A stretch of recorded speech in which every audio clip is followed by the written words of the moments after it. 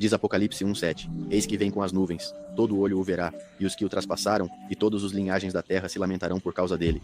Sim, amém. É um verso muito poderoso, muito revelador, e que também possui vários níveis de interpretação, e por assim dizer, vários cumprimentos em si, principalmente um espiritual e um físico, um espiritual e outro literal. Então primeiro ocorrerá o espiritual quando vem como ladrão à noite, como um dos dois testemunhas, e depois ocorrerá o literal quando vem nas nuvens para recolher os 144.000 na colheita da sétima trombeta, assim como também por isso dizia uma terceira, quando vem a guerra, Armagedon, com o exército celestial para lutar contra as nações que se levantarem contra ele com a abominação solar. Então explico agora por que digo isso. Eis que vem com as nuvens em hebraico na escritura em si, que é a que nos revela a interpretação de cada uma das profecias, de cada um dos símbolos. As nuvens se conectam, por exemplo, obviamente com o fato de que trazem água. A água é bênção, revelação. Também no que diz respeito ao dilúvio, foi um castigo. Claramente o dilúvio de Noé, a vinda do Filho do Homem seria como os dias de Noé, quando Noé fez o que fez ao construir a arca e passar para o outro mundo, no sentido de passar pelo dilúvio, suportá-lo, sair da arca e multiplicar-se.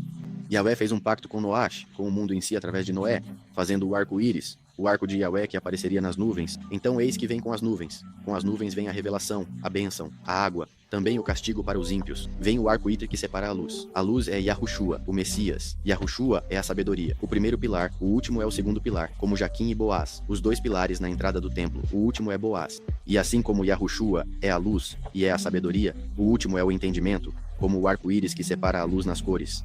E isso é o que ajuda a entender a sabedoria, o separar a ideia ou essa revelação que vem como um flash da sabedoria, a luz, e depois o poder separá-la para também obter contraste e demais.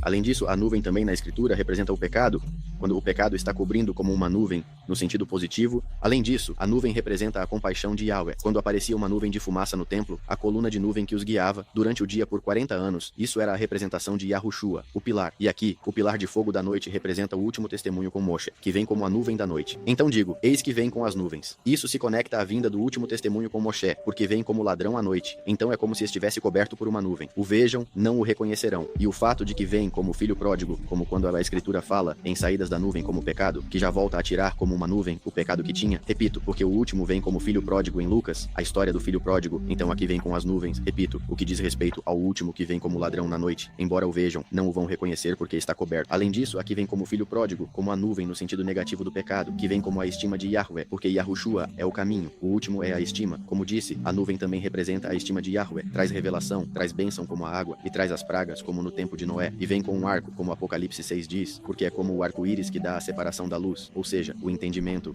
No que diz respeito ao literal, pois é óbvio, será visto vindo no céu, mas por um lado, os escolhidos, quando ocorrer a colheita, mas principalmente na guerra do Armagedon, quando lutar contra as nações, aí sim, todo mundo o verá. Diz aqui que vem com as nuvens, expliquei no primeiro e ao último, depois diz que todo olho o verá, ao último, todo olho o verá. Quando a escritura fala de todo o mundo, refere-se ao mundo civilizado. A sociedade que está conectada de uma forma ou de outra.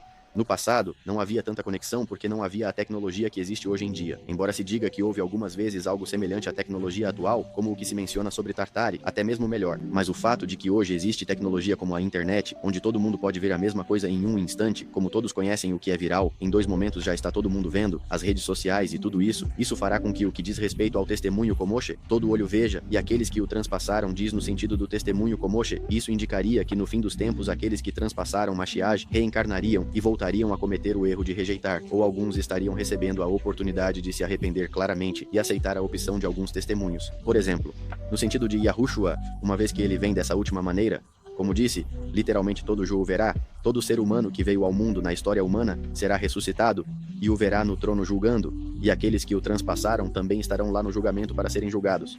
Mas isso é no final do milênio. Então, no sentido espiritual, todo este verso se cumpre com o último em questão de 3 anos e meio, mas no sentido literal, se cumprirá em questão de 1000 anos, ou seja, uma parte no final dos 7 anos, do fim dos tempos, e a outra parte no final do milênio, e todos os linagens da terra se lamentarão por causa dele. Quando matam os 2 testemunhas, os 144.000 que estarão espalhados pelos 4 cantos da terra entre as nações com diferentes línguas e outros, assim como haverá pessoas que acreditarão que não são necessariamente de Israel em carne, lamentar-se-ão quando virem o que farão os 2 testemunhas. O mundo mundo inteiro em geral, que não tenha da Mashiach, se alegrará, isso já é outra coisa. Mas por outro lado, pode-se ver como os dois testemunhas, o testemunha como She neste caso, pelas pragas que vai trazer, porque vem como nos dias de Noé e tudo o mais, vai provocar que todos os linhagens da terra se lamentem por ele, pelo que ele vai fazer, além de porque o vão matar. No que diz respeito a Yahushua, no sentido literal, quando o virem no trono e perceberem que o rejeitaram e o que lhe fizeram naquele momento, de fato, já para o momento do trono, o primeiro e o último serão um, então estarão envolvidas as pessoas que o mataram na primeira vinda e aquelas que o matarão neste fim dos tempos. Então todos o verão e se lamentarão, uns por tê-lo rejeitado, outros por não tê-lo reconhecido, outros pelo amor que lhe tenham e o send, e por terem visto o que aconteceu, etc.